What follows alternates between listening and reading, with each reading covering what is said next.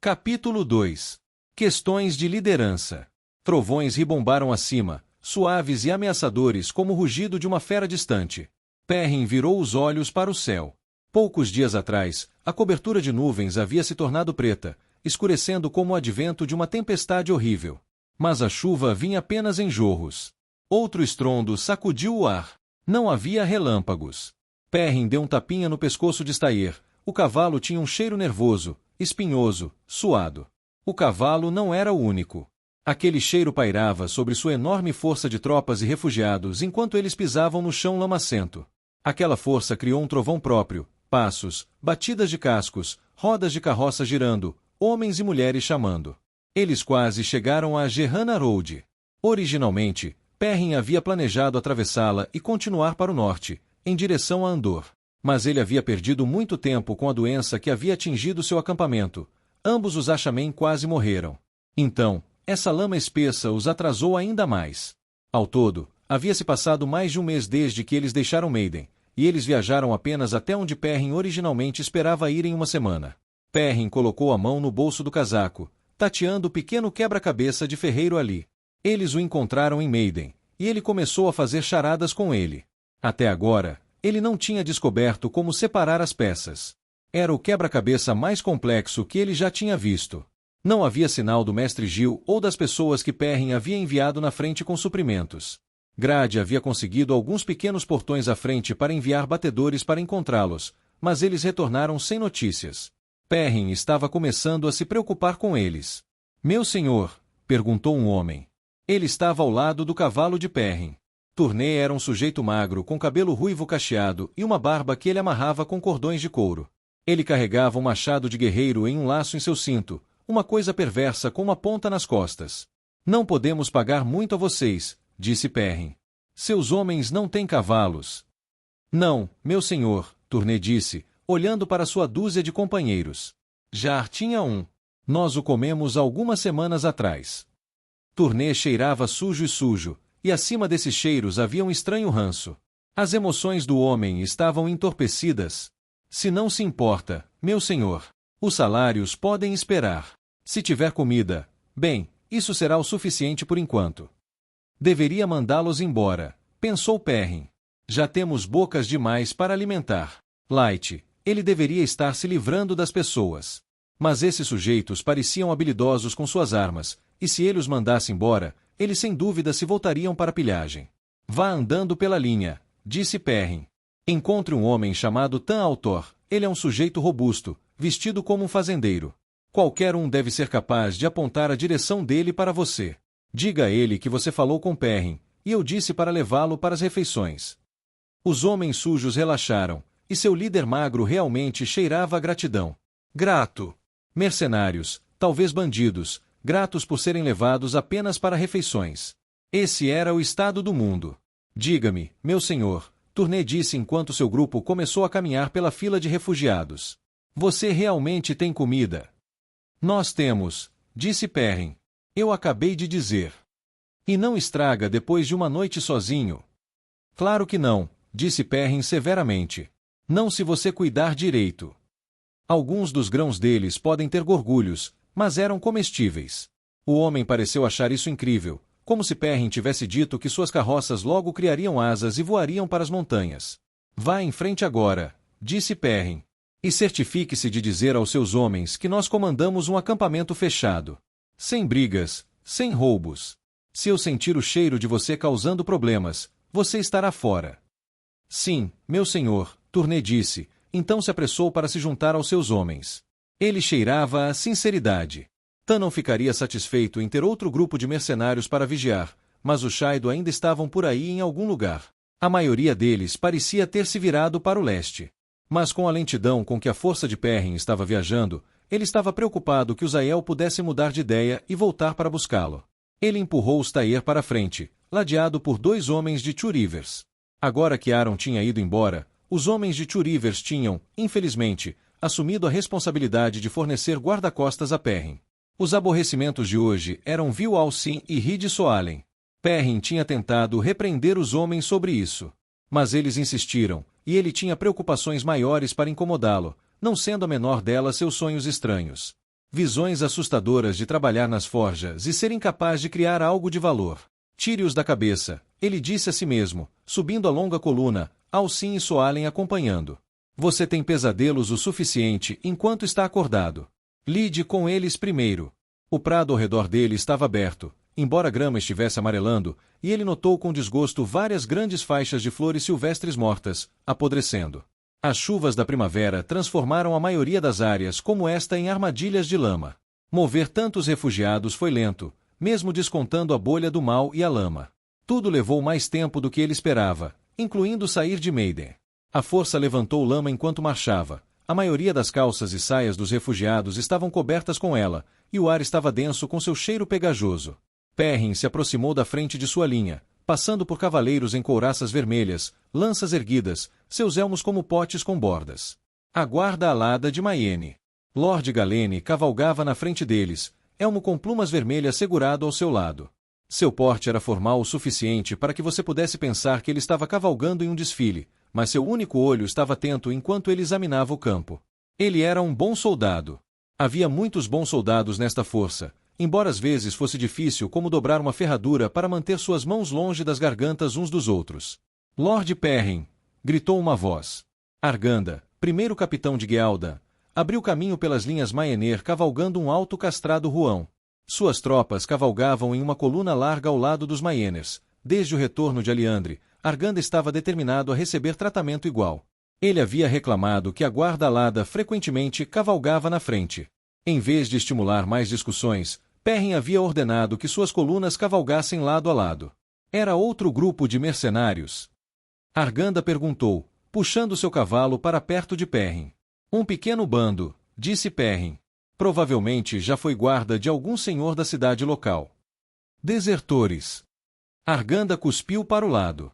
Vocês deveriam ter mandado me chamar. Minha rainha iria querer que eles fossem enforcados.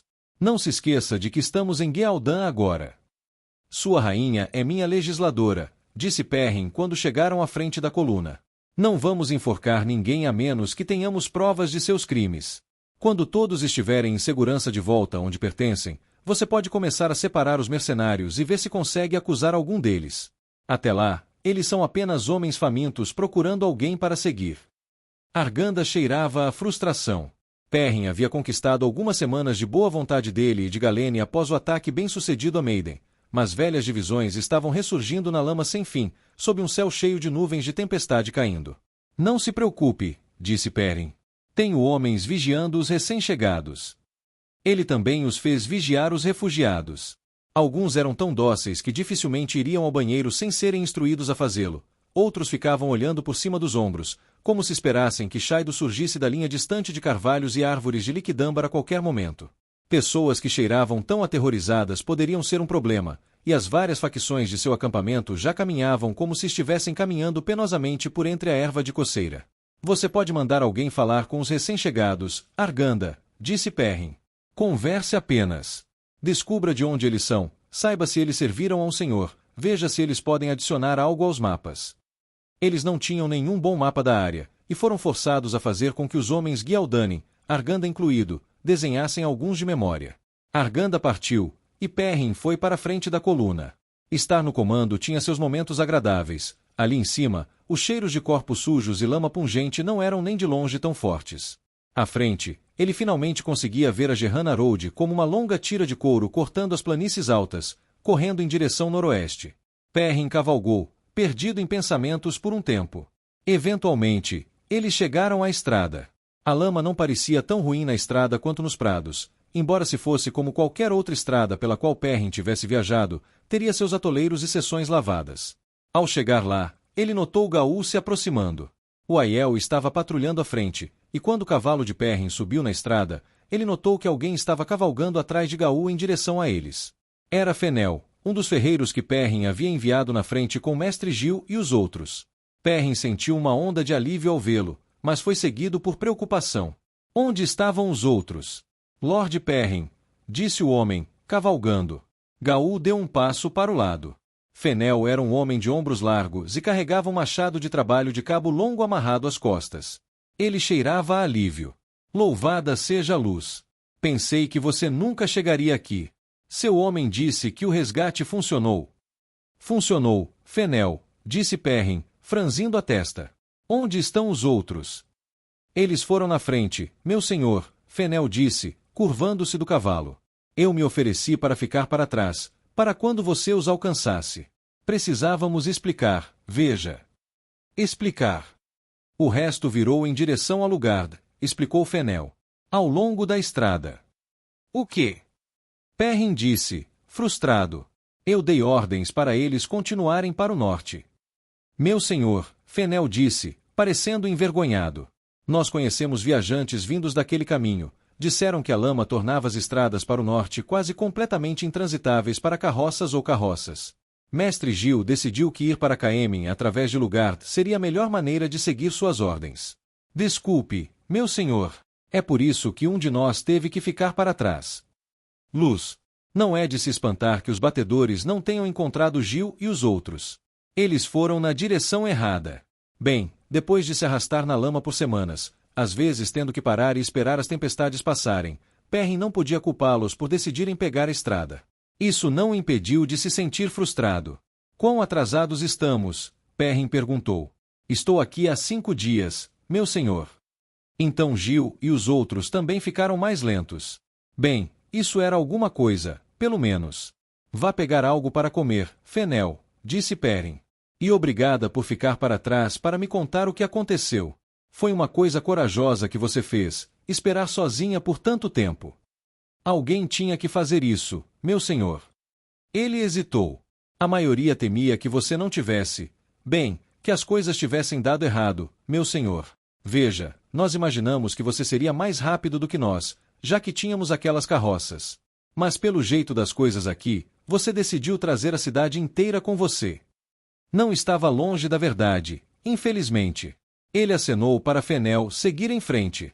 Eu o encontrei há cerca de 1 hora na estrada, Gaul disse suavemente. Ao lado de uma colina que seria um excelente acampamento. Bem regado, com uma boa vista da área ao redor. Perrin assentiu. Eles teriam que decidir o que fazer, esperar até que Grad e Neald pudessem fazer grandes portões, seguir Mestre Gil e os outros a pé, ou enviar a maioria das pessoas para o norte e enviar apenas alguns para Lugard. Independentemente da decisão, seria bom acampar durante o dia e resolver as coisas. Passe a palavra para os outros, se quiser, disse Perrin a Gaul. Vamos caminhar pela estrada até o lugar que você encontrou, então discutir o que fazer em seguida. E pergunte a algumas das donzelas se elas fariam um reconhecimento ao longo da estrada na outra direção para garantir que não seremos surpreendidos por ninguém subindo a estrada atrás de nós. Gaul assentiu e se afastou para passar a palavra. Perrin permaneceu sentado em cima de Stair, pensando. Ele tinha quase decidido enviar Arganda e Alliandre para o noroeste agora mesmo, estabelecendo um caminho para Gerrana. Mas as donzelas haviam escolhido alguns batedores Shaido observando seu exército. Provavelmente estavam lá para garantir que Perrin não fosse uma ameaça, mas o deixavam desconfortável. Eram tempos perigosos. Era melhor manter Alliandre e seu povo com ele por enquanto, tanto para a segurança dela quanto para dele, pelo menos até Grad e Neald se recuperarem. As picadas de cobra da bolha do mal afetaram os 2 Imazuri, a única das Aes Sedai que havia sido mordida, pior do que as outras. Ainda assim, Grad estava começando a parecer saudável novamente. Logo ele seria capaz de fazer um portal grande o suficiente para mover o exército. Então Perrin poderia mandar Alliandre e os homens de Two Rivers para casa. Ele próprio poderia viajar de volta para Rand, fingir que fez as pazes. A maioria das pessoas ainda pensaria que ele e Rand tinham se separado com raiva, e então finalmente se livrar de Berelain e sua guarda alada. Tudo poderia voltar a ser como deveria ser. A luz enviou tudo isso facilmente. Ele balançou a cabeça, dissipando as cores e visões rodopiantes que apareciam em seus olhos sempre que pensava em Rand. Perto dali, Berelain e sua força marchavam para a estrada, parecendo muito satisfeitas por alcançarem uma base sólida. A bela mulher de cabelos escuros usava um vestido verde fino e um cinto de gotas de fogo. Seu decote era desconfortavelmente baixo. Ele começou a confiar nela durante a ausência de Faile, uma vez que ela parou de tratá-lo como um javali premiado a ser caçado e esfolado. Faile estava de volta agora, e parecia que sua trégua com Berelain havia acabado. Como de costume, Anora cavalgou perto dela, embora não tenha passado tempo conversando com Berelain como antes. Perrin nunca descobriu por que ela estava se encontrando com o profeta. Provavelmente nunca descobriria, considerando o que aconteceu com Mazema. Um dia fora de Maiden, os batedores de Perrin encontraram um grupo de cadáveres que foram mortos com flechas e roubados de seus sapatos, cintos e quaisquer objetos de valor. Embora os corvos tenham ficado com os olhos, Perrin sentiu o cheiro de Mazema através da podridão. O profeta estava morto, morto por bandidos. Bem, talvez esse fosse um fim adequado para ele, mas Perrin ainda sentia que havia falhado. Rand queria que Mazema fosse trazido a ele. As cores giraram novamente. De qualquer forma, era hora de Perrin retornar a Rand. As cores giraram, mostrando Rand parado em frente a um prédio com a fachada queimada, olhando para o oeste. Perrin baniu a imagem. Seu dever estava cumprido, o profeta visto, a lealdade de Aliandre garantida. Só que Perrin sentia como se algo ainda estivesse muito errado. Ele tocou o quebra-cabeça do ferreiro em seu bolso. Para entender algo, você tem que descobrir suas partes. Ele sentiu o cheiro de File antes que ela o alcançasse, ouviu seu cavalo na terra macia. Então, Gil virou-se para Lugard. Ela perguntou, parando ao lado dele. Ele assentiu. Isso pode ter sido sensato. Talvez devêssemos ir para lá também. Aqueles eram mais mercenários que se juntaram a nós. Sim. Devemos ter pegado 5.000 pessoas nessas últimas semanas, ela disse pensativamente. Talvez mais. Estranho, nessa paisagem desolada. Ela era linda, com seus cabelos negros e feições fortes, um bom nariz saudaiano entre 2 olhos puxados. Ela estava vestida para cavalgar em um vermelho vinho profundo. Ele a amava muito e louvava Luz por tê-la trazido de volta. Por que ele se sentia tão estranho perto dela agora? Você está preocupado, meu marido, ela observou. Ela o entendia tão bem, era quase como se ela pudesse ler aromas. Parecia ser uma coisa de mulheres, no entanto. Berelain também conseguia fazer isso. Nós reunimos pessoas demais, ele disse com um grunhido. Eu deveria começar a mandá-los embora. Suspeito que eles encontrariam o caminho de volta para nossa força de qualquer maneira. Por que deveriam? Eu poderia deixar ordens. Você não pode dar ordens ao padrão em si, meu marido. Ela olhou para a coluna de pessoas enquanto elas seguiam para a estrada. O que ele interrompeu, entendendo o que ela queria dizer. Você acha que sou eu? Sendo Taveren. A cada parada da nossa viagem, você ganhou mais seguidores, disse File. Apesar das nossas perdas contra os Aiel, saímos de Maiden com uma força mais forte do que quando começamos. Você não achou estranho que tantos dos antigos Gaishain estejam indo para o treinamento de Tarn com armas? Eles foram derrotados por tanto tempo, disse Perrin. Eles querem impedir que isso aconteça novamente. Então os tanoeiros aprendem a espada, disse File, e descobrem que têm talento para isso. Os maçons que nunca pensaram em lutar contra o Shaido agora treinam com o cajado. Mercenários e homens de armas se reúnem em nós. É coincidência. Coincidência. Ela parecia divertida. Com um Taveren à frente do exército. Ela estava certa. Enquanto ele ficava em silêncio, ele podia sentir o cheiro da satisfação dela em vencer a discussão. Ele não pensava nisso como uma discussão, mas ela via como uma. Se alguma coisa, ela ficaria brava por ele não ter levantado a voz. Isso tudo vai acabar em alguns dias, File. Ele disse. Assim que tivermos portais novamente, enviarei essas pessoas para seus devidos lugares. Não estou reunindo um exército. Estou ajudando alguns refugiados a voltarem para casa. A última coisa de que ele precisava era de mais pessoas chamando de meu senhor e se curvando e se esfregando. Veremos, ela disse. Falha. Ele suspirou e abaixou a voz. Um homem tem que ver uma coisa como ela é. Não faz sentido chamar uma fivela de dobradiça ou chamar um prego de ferradura. Eu já disse a você, não sou um bom líder. Eu provei isso. Não é assim que eu vejo. Ele agarrou o quebra-cabeça do ferreiro no bolso. Eles discutiram isso durante as semanas desde Maiden, mas ela se recusou a ver sentido.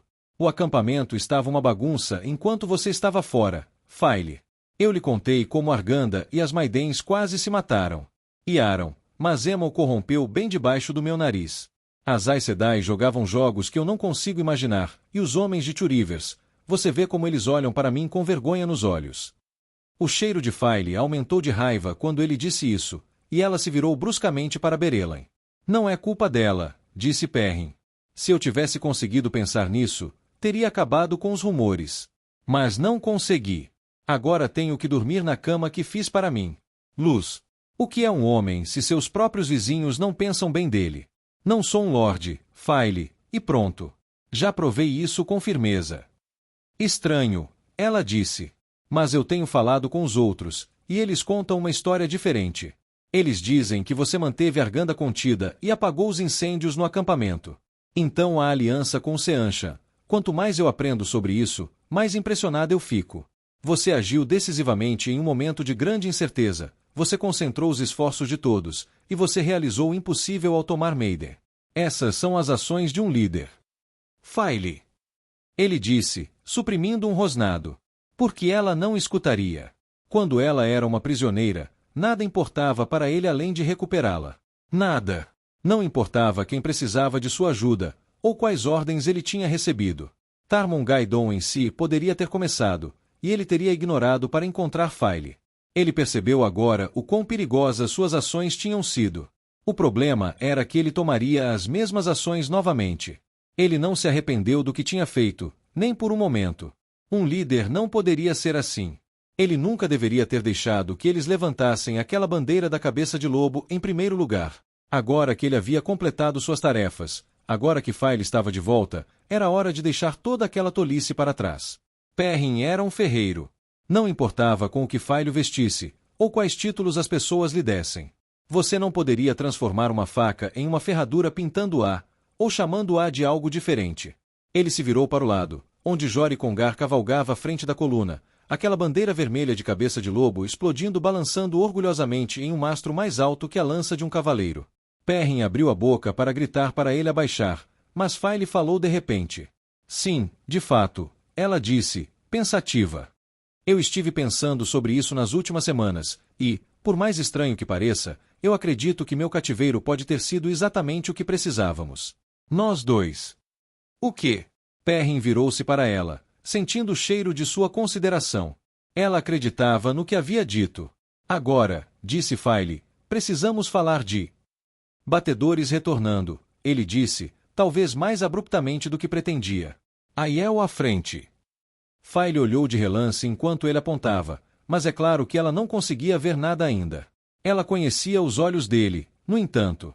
Ela era uma das poucas que conheciam. O chamado foi feito quando outros notaram as 3 figuras em Cadinsor se aproximando ao longo da estrada, aquelas que Perrin havia enviado para explorar. 2 donzelas correram para os sábios e uma correu até Perrin. Há algo ao lado da estrada, Perrin Aibara, disse a mulher. Ela cheirava preocupada. Esse era um sinal perigoso. É algo que você desejará ver. Galad acordou com o som de uma aba de tenda farfalhando. Dores agudas queimavam seu lado onde ele tinha sido repetidamente chutado. Elas combinavam com as dores mais maçantes em seu ombro, braço esquerdo e coxa onde ele tinha sido ferido por Valda. Sua dor de cabeça latejante era quase forte o suficiente para abafar todo o resto. Ele gemeu, rolando de costas. Tudo estava escuro ao redor dele, mas luzes pontiagudas brilhavam no céu. Estrelas. Estava nublado há tanto tempo. Não, havia algo errado com elas. Sua cabeça pulsava de dor, e ele piscou lágrimas pelo canto dos olhos. Aquelas estrelas pareciam tão fracas, tão distantes. Elas não faziam padrões familiares. Onde Azunava poderia tê-lo levado que as próprias estrelas eram diferentes? Conforme sua mente clareava, ele começou a enxergar os arredores. Era uma pesada barraca de dormir, construída para ser escura durante as horas do dia. As luzes acima não eram estrelas, mas luz do sol através de ocasionais furos de desgaste na lona. Ele ainda estava nu, e com dedos hesitantes determinou que havia sangue seco em seu rosto. Tinha vindo de um longo corte em sua testa. Se não o lavasse logo, era provável que houvesse infecção. Ele estava deitado de costas, inspirando e expirando com cuidado.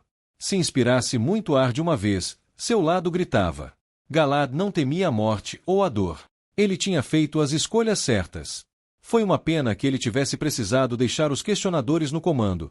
Eles eram controlados pelo Seanchan. No entanto, não havia outra opção, não depois que ele caiu nas mãos de Azunava.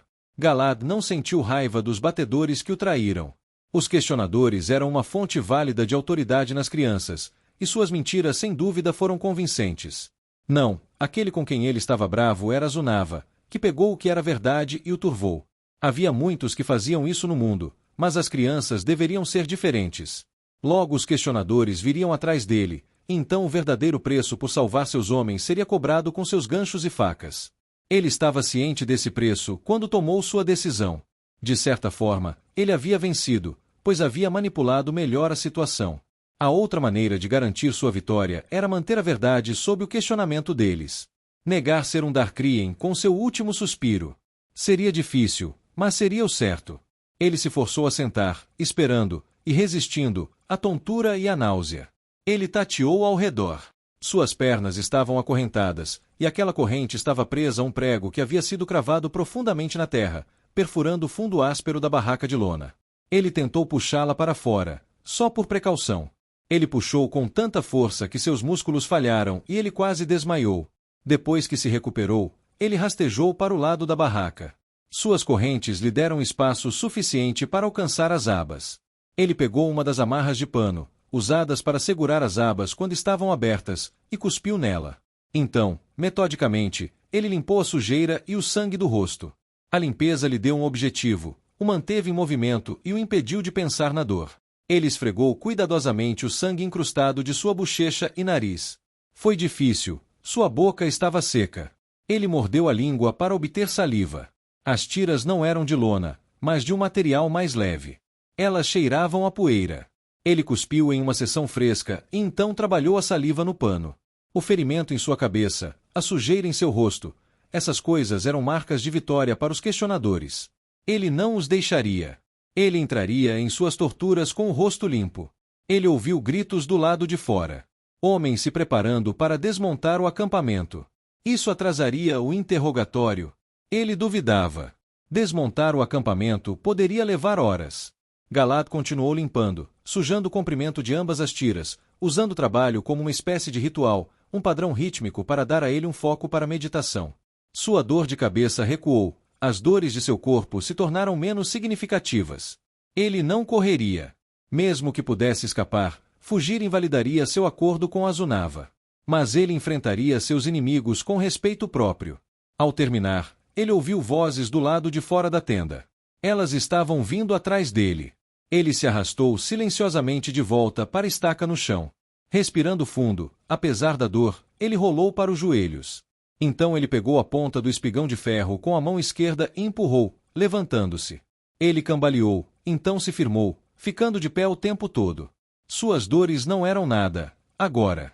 Ele tinha sentido picadas de insetos que eram piores. Ele abriu os pés em uma posição de guerreiro, suas mãos seguradas diante de si com os pulsos cruzados. Ele abriu os olhos, costas retas, olhando para as abas da tenda. Não era a capa, o uniforme, a heráldica ou a espada que faziam um homem. Era a maneira como ele se portava. As abas farfalharam, então se abriram. A luz externa era brilhante aos olhos de Galad, mas ele não piscou. Ele não vacilou. Silhuetas se moviam contra um céu nublado. Elas hesitavam, iluminadas por trás. Ele podia dizer que elas estavam surpresas ao vê-lo parado ali. Luz! Exclamou um. Damodred, como é que você está acordado? Inesperadamente, a voz era familiar. Tron. Galad perguntou, com a voz rouca. Homens se espalharam pela sala. Enquanto seus olhos se ajustavam, Galad avistou o atarracado Tron, junto com Bornhald e Bayar. Tron se atrapalhou com um molho de chaves. Parem! Galad disse. Eu dei ordens a vocês três. Bornhald, há sangue em sua capa. Eu ordenei que não tentassem me libertar. Seus homens obedeceram suas ordens. Damodred, disse uma nova voz. Galad olhou para cima e viu 3 homens entrando na sala. Berab Golever, alto e barbudo. Alabar Arnisha, sua cabeça calva e sombreada sem a orelha esquerda. Brandel Vordarian, um homem loiro e corpulento de Andor, terra natal de Galad. Todos os 3 eram capitães dos lordes. Todos os 3 estavam com Azunava. O que é isso? Galad perguntou a eles. Arnisha abriu um saco e jogou algo bulboso no chão na frente de Galad. Uma cabeça. De Azunava. Todos os 3 homens sacaram as espadas e se ajoelharam diante dele, as pontas das armas apunhalando a lona. Tron destrancou as algemas aos pés de Galad. Entendo, disse Galad. Vocês voltaram suas espadas contra outras crianças. O que você queria que fizéssemos? Perguntou Brandel, erguendo os olhos da posição ajoelhada. Galad balançou a cabeça. Não sei. Talvez você esteja certo. Eu não deveria repreendê-lo por essa escolha. Pode ter sido a única que você poderia ter feito. Mas por que você mudou de ideia? Perdemos 2 lordes capitães comandantes em menos de meio ano, disse Arnisha com uma voz áspera. A Fortaleza da Luz se tornou um playground para o Seanchan. O mundo está um caos. E ainda assim, Gulliver disse, Azunava nos fez marchar até aqui para lutarmos contra nossos companheiros filhos. Não foi certo, Damodred. Todos nós vimos como você se apresentou, todos nós vimos como você nos impediu de matar uns aos outros. Diante disso, e com o Alto Inquisidor nomeando como Darkreen um homem que todos nós sabemos ser honrado. Bem, como poderíamos não nos voltar contra ele? Galad assentiu. Você me aceita como Lorde Capitão Comandante. Os 3 homens abaixaram suas cabeças. Todos os Lordes Capitães estão com vocês, disse Gulliver. Fomos forçados a matar 1/3 daqueles que usavam o cajado vermelho do Pastor da Mão da Luz. Alguns outros se uniram a nós, alguns tentaram fugir. Os Amadicianos não interferiram, e muitos disseram que prefeririam se juntar a nós do que retornar ao Seanchan. Temos os outros Amadicianos, e os questionadores que tentaram fugir, presos na ponta da espada. Deixem livres aqueles que desejam partir, disse Galad. Eles podem retornar para suas famílias e seus mestres. Quando chegarem ao Seanchan, estaremos além do alcance deles. Os homens assentiram. Eu aceito sua lealdade, disse Galad. Reúna os outros lordes capitães e traga-me relatórios de suprimentos. Ataque o acampamento. Marchamos para Andor. Nenhum deles perguntou se ele precisava descansar, embora Tron parecesse preocupado. Galad aceitou o manto branco que uma criança trouxe para ele, e então sentou-se em uma cadeira fornecida às pressas enquanto outra criança, Candear, um homem especialista em ferimentos, entrou para inspecionar seus ferimentos. Galad não se sentia sábio ou forte o suficiente para ostentar o título que tinha. Mas as crianças tinham tomado sua decisão. A luz as protegeria por isso.